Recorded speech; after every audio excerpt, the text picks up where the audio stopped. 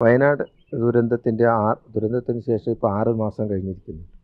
ഈ 6 മാസം എന്നത് ദുരന്ത നിവാരണ സംവിധാന രംഗത്ത് ഒരു ചെറിയ കാലയളവല്ല.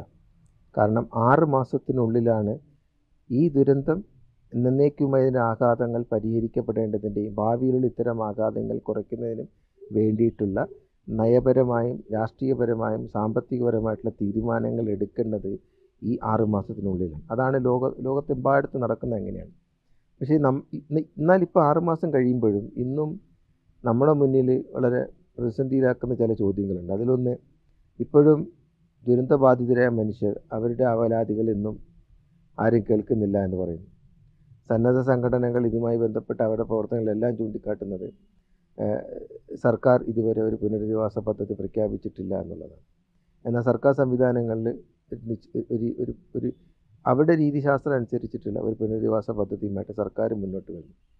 എന്നാൽ വയനാട് പോലുള്ള പ്രകൃതി ലോല പ്രദേശങ്ങൾ, അതുപോലെ തന്നെ ജിയോളജിക്കൽ സർവേ ഓഫ് ഇന്ത്യ പോലുള്ള സ്ഥാപനങ്ങൾ ഇന്ത്യയിലെ ഏറ്റവും കൂടുതൽ ഇത്തരത്തിൽ ലാൻഡ് സ്ലൈഡ് സാധ്യതകളുള്ള പ്രദേശം ഒന്നേ കണക്കാക്കിയത് കേരളമാണ്.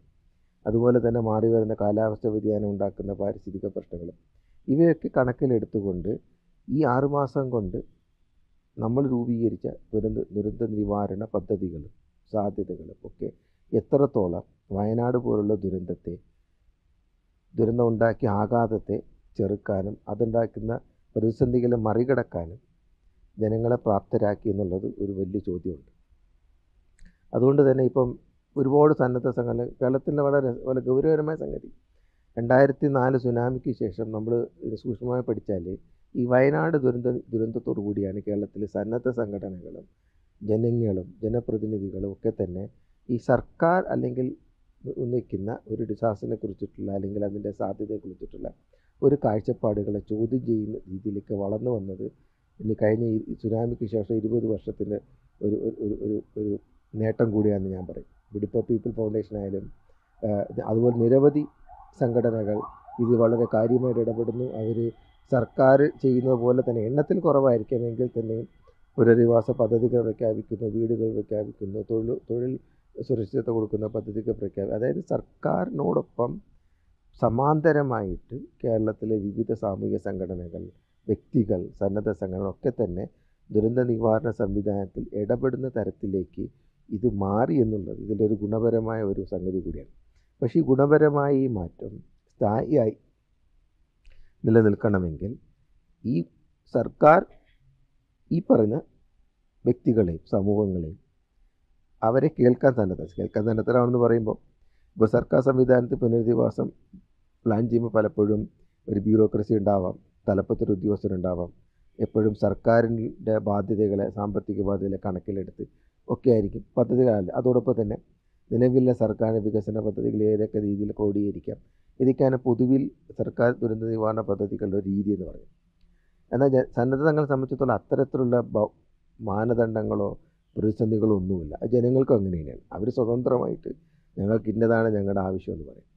അപ്പോൾ ഈ ആവശ്യങ്ങളെ ഒരു ജനാധിപത്യ സംവിധാനത്തിൽ കേൾക്കാനും അതിനെ ക്രോഡീകരിച്ചിട്ടുള്ള ഒരു പുനരധിവാസ പദ്ധതികൾ ആവിഷ്കരിക്കാനുള്ള ഒരു സാധ്യത കേരളം പോലെ സംസ്ഥാനങ്ങൾക്ക്, പ്രദേശത്ത് കേരളത്തിലേക്ക് മാത്രം എന്ന് വേണമെങ്കിൽ പറയാം, കാര്യമായി കഴിയും. കാരണം അത്രത്തോളം ഈ പൊളിറ്റിക്കലി സെൻസിറ്റീവായ ഒരു കമ്മ്യൂണിറ്റി കൂടെയാണ് കേരളം. അതോടൊപ്പം തന്നെ ഈ ഏറ്റവും കൂടുതൽ സർക്കാർ സംവിധാനങ്ങൾ ഗ്രാമതലത്തിൽ മുതൽ എല്ലാ തലത്തിലും സർക്കാർ സംവിധാനങ്ങളൊക്കെ വ്യാപിച്ച ഒരു സമൂഹം കൂടെയാണ് കേരളം. ഇതിനെ ഏകോപിപ്പിച്ചുകൊണ്ടുള്ള ഒരു മാതൃകാ പുനരധിവാസ പദ്ധതിക്ക് തുടക്കമിടേണ്ടതായിരുന്നു ഈ കഴിഞ്ഞ 6 മാസം. എന്നാൽ വയനാട് 6 മാസം കഴിഞ്ഞ് നമ്മൾ തിരിഞ്ഞു നോക്കുമ്പോൾ എവിടെയാണ് ഇത്തരത്തിൽ ഇടപെടലിൻ്റെ സാധ്യതകൾ നമ്മൾ കാണുന്നത് എന്ന് നമ്മൾ ജനങ്ങൾ പറയുന്നു. അവർക്കിന്നും എന്താ പറയുക, സർക്കാരിന് 300 രൂപ ദിവസവേതനം കിട്ടിയിട്ട് മാത്രം ജീവിതം മുന്നോട്ട് പോകാൻ സാധ്യതയുള്ള കുറേ മനുഷ്യരവിടെ ഉണ്ടെന്ന് നമ്മൾ മനസ്സിലാക്കുന്നു. ഇതെല്ലാം തന്നെ നമ്മൾ മുന്നോട്ട് വയ്ക്കുന്നത് നമ്മൾ ഈ ദുരന്തത്തെ കേരള സമൂഹവും സർക്കാരുകളും ഒക്കെ തന്നെ അത് അർഹിക്കുന്ന ഗൗരവത്തിൽ എന്ന് പറയുമ്പോൾ ഇതൊരു ടിപ്പ് ഓഫ് ദ ഐസ്ബർഗ് എന്ന് നമ്മൾ പറയുന്ന പോലെ ഇതൊരു സാധ്യതയാണ്. ഇതേ സാധ്യത നിലനിൽക്കുന്ന ഒരു പ്രകൃതി അന്തരീക്ഷത്തിൽ, ഒരു ഭൂപ്രകൃതിയുള്ള അന്തരീക്ഷത്തിൽ നിൽക്കുമ്പോൾ ഇത്ര ഇത്ര എളുപ്പത്തിൽ എടുക്കാവുന്ന ഒരു തീരുമാനമായില്ല പുനരധിവാസം. നിലവിലെ പുനരധിവാസ രീതികളിൽ നിന്നും മാറിക്കൊണ്ടുള്ള പുനരധിവാസ പദ്ധതിക്ക് മാത്രമേ വയനാട് പോലുള്ള പ്രദേശങ്ങളിൽ സാധ്യതയുള്ളൂ. കാരണം ഭൂപ്രകൃതി എങ്ങനെയാണ്, അതോടൊപ്പം തന്നെ ചില പഠനങ്ങൾ കാണിക്കുന്നുണ്ട്. ഇപ്പം ഏറ്റവും കൂടുതൽ നഷ്ടം സംഭവിച്ച തൊഴിലാളികൾക്കാണെന്ന് പറയാം. ഏറ്റവും കൂടുതൽ വിക്ടിം എടുത്താൽ അത് തൊഴിലാളികളാണ്, അതായത് ലേബർ ക്ലാസ്. അപ്പോൾ തൊഴിലാളിക്കെന്ന് പറയുമ്പോൾ സ്വാഭാവികമായിട്ട് നമ്മുടെ സാമ്പത്തിക സുരക്ഷാ സംവിധാനത്തെ, സോഷ്യൽ സെക്യൂരിറ്റി പ്രോഗ്രാമിൻ്റെയൊക്കെ ഗുണഭോക്താക്കളെ ഒരു വലിയ സംവിധാനമാണ് തൊഴിലാളി സമൂഹം എന്ന് പറഞ്ഞത്. അതുകൊണ്ട് തന്നെ കുറച്ചുകൂടി ഉത്തരവാദിത്തം ഇക്കാര്യത്തിൽ നമ്മുടെ ദുരന്ത നിവാരണ സംവിധാനങ്ങൾക്ക് വേണം. അതോടൊപ്പം തന്നെ കൃഷിഭൂമി നഷ്ടപ്പെട്ട, നിലവിൽ നമുക്കങ്ങനെ കൃഷിഭൂമി പകരം കൊടുക്കുന്ന സംവിധാനങ്ങളൊന്നും തന്നെയില്ല. വീട് വയ്ക്കാൻ ഭൂമി കൊടുക്കുമായിരിക്കും.